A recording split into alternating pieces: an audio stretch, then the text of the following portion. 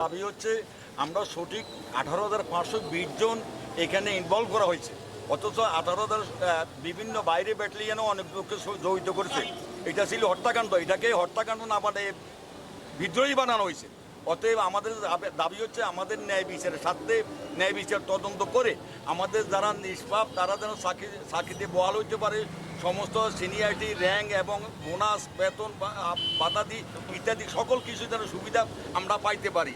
দ্বিতীয়ত অনেক নিরপরাধ লোক মিডিয়ার এখন সৈনিক এখনও কারাগারে বন্দী আছে, তাদেরকেও মুক্তি দেওয়ার ব্যবস্থা করতে হবে।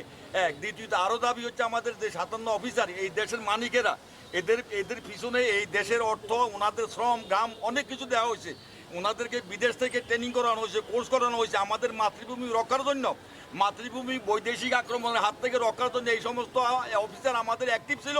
ওনারা যোগ্য সূর্য সন্তানের মতন ওনাদেরকে বিচার করছে, ন্যায়সঙ্গতভাবে বিচারটা যেন উদ্ঘাটন হয় এবং ওনাদেরকে শহীদ বলে ঘোষণা দেওয়া হয়। তখন আমার বাবাকে নিয়ে যাওয়া হয়, আমাদের যে ভবিষ্যৎটা অন্ধকার হয়েছে। এমন কোনো কাজ নাই যে আমরা করি না কাজ শোনার জন্য।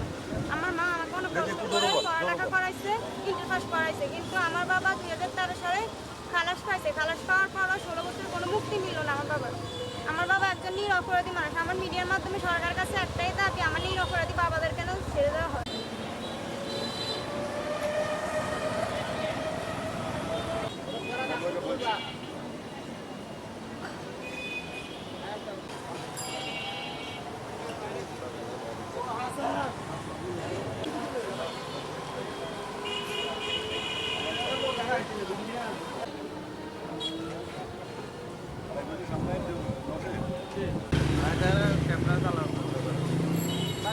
terus ini. Ses kor. Anggap naik.